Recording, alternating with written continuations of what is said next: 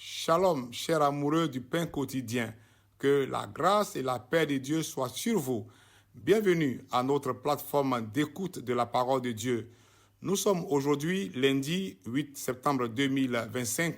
Je suis le pasteur Canon et c'est un immense plaisir d'entamer cette nouvelle semaine du mois de septembre qui introduit le thème de la vie du disciple, la vie du disciple. Et ce jour, nous parlons autour de manifester l'amour. Manifester l'amour. Je rappelle que le thème du mois est le vrai disciple.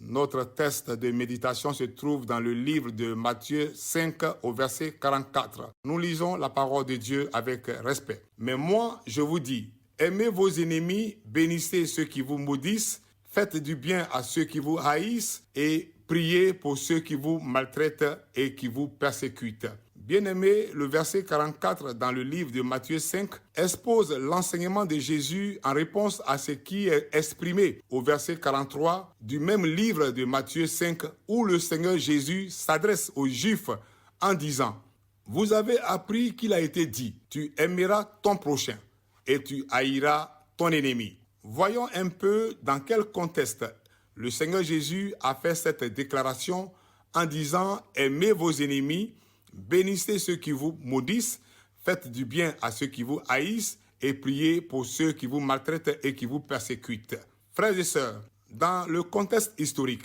nous voyons que les enseignants juifs n'entendaient par le mot « prochain » que ceux qui étaient de leur propre pays, ceux qui étaient de leur nation, ceux qui étaient de leur bord, de leur religion, ils aimaient les compter parmi leurs amis. Mais le Seigneur Jésus nous enseigne au verset 44 de Matthieu 5 que nous devons manifester une véritable prévenance envers tous ceux qui nous entourent, en particulier pour leur âme. Nous devons prier pour eux. Alors que beaucoup rendent le bien pour le bien, nous devons aussi rendre le bien pour le mal. Ce principe est bien plus noble que celui par lequel la plupart des hommes agissent. D'autres ne saluent que leurs frères et embrassent ceux qui sont de leur parti, qui suivent leur voix et leur opinion. Nous ne devons pas limiter ainsi notre marque d'affection, notre marque d'amour. Pourquoi? Parce que l'amour intercède par la prière pour nos ennemis. Passons un peu à Étienne, le premier martyr chrétien du livre des Actes des Apôtres, priant pour ceux-là même qu'il avait tués, demandant au Seigneur de leur pardonner. Nous sommes fils de Dieu lorsque nous avons l'esprit de notre Père. Et Étienne avait l'esprit de Dieu. Le fait de respecter cette grande loi de l'amour comme Étienne élève nous les chrétiens au standard divin de la perfection. Paul était certainement le fruit de la prière d'Étienne lorsqu'on le lapidait. Étienne avait compris ce que signifie aimer de façon désintéressée ceux qui le persécutaient, alors qu'il priait Dieu pour leur pardon et leur salut pendant qu'il était en train de le lapider. Nous devons apprendre à travers cet enseignement qu'un vrai disciple de Jésus-Christ ne cherche pas à infliger au coupable ou à son offenseur une peine strictement similaire au tort qu'il lui a causé. Il ne cherche pas à instaurer une justice proportionnée. Non. Frères et sœurs, il existe aujourd'hui des pays comme Afghanistan, comme Iran, où la loi du talion, c'est-à-dire œil pour œil, dent pour dent, est autorisée, est appliquée pour des crimes violents. Et au milieu des chrétiens que nous sommes, il existe aussi des frères et des sœurs qui jurent par œil pour œil, dent pour dent. En tant que disciples de Christ, nous devons manifester l'amour et renoncer à la vengeance afin de montrer la nature parfaite et miséricordieuse du Père céleste. L'amour pour les ennemis est un amour profond qui désire leur bien, même si cela implique de prier pour leur repentance ou leur conversion. Frères et sœurs, c'est un véritable test d'amour et de vrais disciples par lequel le Seigneur nous fait passer ce matin. Je veux parler à un cœur ce matin. Aussi longtemps que tu ne parviens pas à aimer tes ennemis, aussi longtemps que tu ne te dépasses pas pour bénir ceux qui te maudissent, pour faire du bien à ceux qui te haïssent, pour prier pour ceux qui te maltraitent et qui te persécutent, c'est que tu n'es pas encore devenu ce vrai disciple de Christ. Pourquoi? Parce que Dieu lui-même, malgré nos offenses, malgré notre infidélité, malgré notre méchanceté, malgré le tort que nous lui causons tous les jours, il nous pardonne, il nous aime. Le Seigneur lui-même a illustré cette attitude sur la croix lorsqu'il a supplié: Père, pardonne-leur, car ils ne savent pas ce qu'ils font. Dans le livre de Luc 23, 34. Et Dieu a exaucé cette prière. Il a pardonné l'un des brigands à la croix grâce à cette prière de Jésus.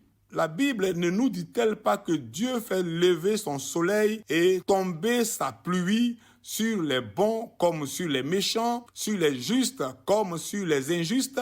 Jésus ne nous appelle pas seulement à faire de bonnes choses pour nos ennemis, comme les saluer, les aider à subvenir à leurs besoins dans Matthieu 5, 47. Il nous appelle aussi à désirer le meilleur pour eux et à exprimer ses désirs dans la prière, même quand l'ennemi n'est pas là. Nos cœurs devraient désirer leur salut et désirer leur présence au ciel avec nous. Que Dieu nous donne la grâce de prier comme l'apôtre Paul pour le peuple juif, dont beaucoup ont rendu la vie très difficile à Paul. Et à ce titre, Paul dit dans Romains 10, 1, « Le vœu de mon cœur et ma prière à Dieu pour les Israélites, c'est qu'ils soient sauvés. » Bien-aimés, telle doit être aussi notre aspiration, notre désir pour nos ennemis, pour nos bourreaux. Dans Matthieu 5, 47, il nous appelle aussi à désirer le meilleur pour eux et à exprimer ses désirs dans la prière, même quand l'ennemi n'est pas là. Nos cœurs devraient désirer leur salut et désirer leur présence au ciel avec nous. Bien-aimés, telle doit être aussi notre aspiration, notre désir pour nos ennemis, pour nos bourreaux. Je veux dire à quelqu'un ce matin, ton ennemi est perdu, son âme est perdue. Celui qui t'a persécuté ou qui te persécute actuellement, celui qui t'a violé, celui qui t'a fait du mal, son âme est perdue. Donc tu as le devoir de sauver son âme. C'est seulement à ce titre-là que le Seigneur Jésus te reconnaîtra comme étant vrai disciple.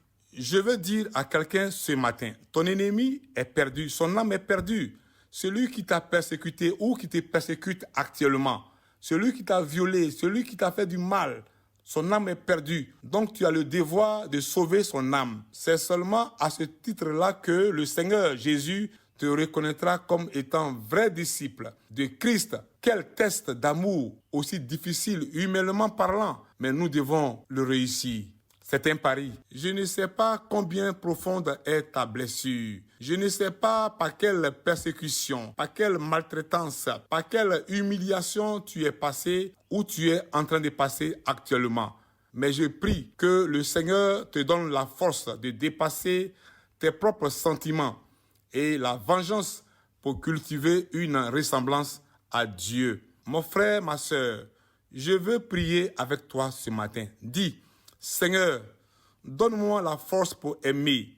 Donne-moi la force pour bénir, pour faire du bien à ceux qui m'ont fait du mal, pour prier pour ceux qui m'ont persécuté. Seigneur, pense mes blessures, guéris mon cœur, que je sois ce canal par lequel tu veux passer pour sauver la vie de mes ennemis, pour assurer leur salut. Je veux être ce vrai disciple que tu cherches tant.